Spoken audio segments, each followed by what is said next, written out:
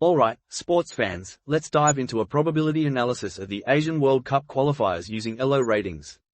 Simply put, ELO ratings assign a numerical strength to each team, and we use the difference in those numbers to calculate win probabilities. Today, we're factoring in both ELO ratings and home-away advantage to predict the chances of each team making it through. These win probabilities are actually validated against real-world outcomes. So, this is a pretty reliable analysis then? Absolutely. But before we get to the probabilities, let's look at the current points tally. Japan's way out in front, and the other 5 teams are locked in a real dogfight. It's unusually close. I thought Australia and Saudi Arabia would pull away, but the others just wouldn't let them. It's the most exciting group, with every team having a real shot. Next up, win percentages so far. Japan's way ahead, but surprisingly, China's got the second best win rate. The other teams have a lot of draws, holding them back. Again, you can see those 5 teams are really bunched together. Now, let's look at the ELO ratings for each team. Bahrain's rated higher than Saudi Arabia?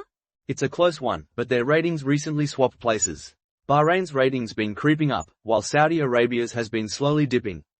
The rest look about right, but Indonesia's rating is lower than I expected.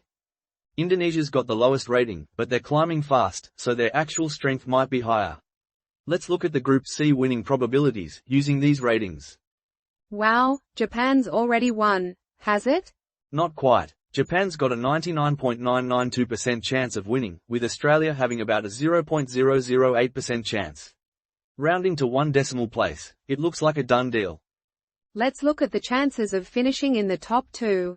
We can assume Japan's in, and then Australia's way ahead of the others. They've got that 1-point lead, but the ELO rating difference is huge, hence the probability.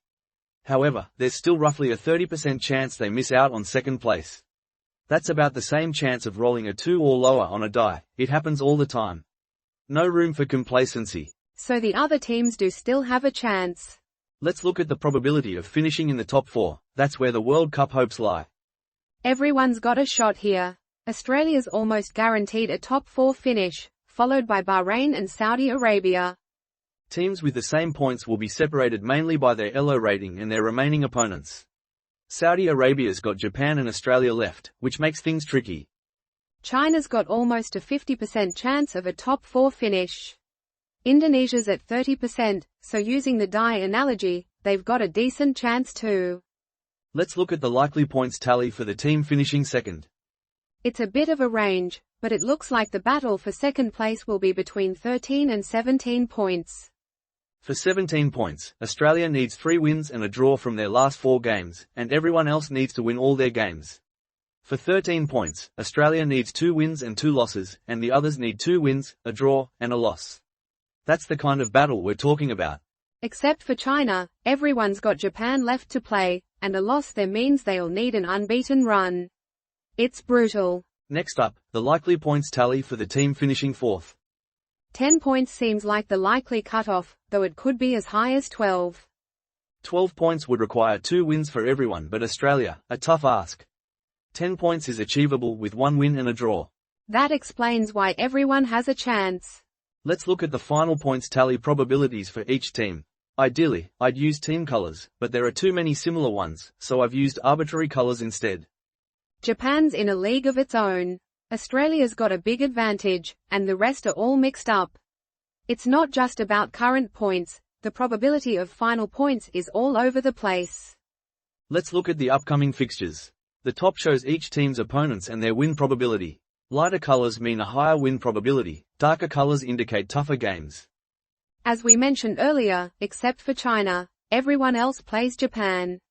Australia has a high win probability against Japan. International matches often have higher win rates for the home team, and the ELO rating difference between Australia and Japan is relatively small, hence the probability. It's a massive dogfight, so virtually every game is a must-watch. Finally, let's look at the probabilities for the next round of matches, wins, draws, and losses broken down. Australia, Japan, and Saudi Arabia are all playing at home.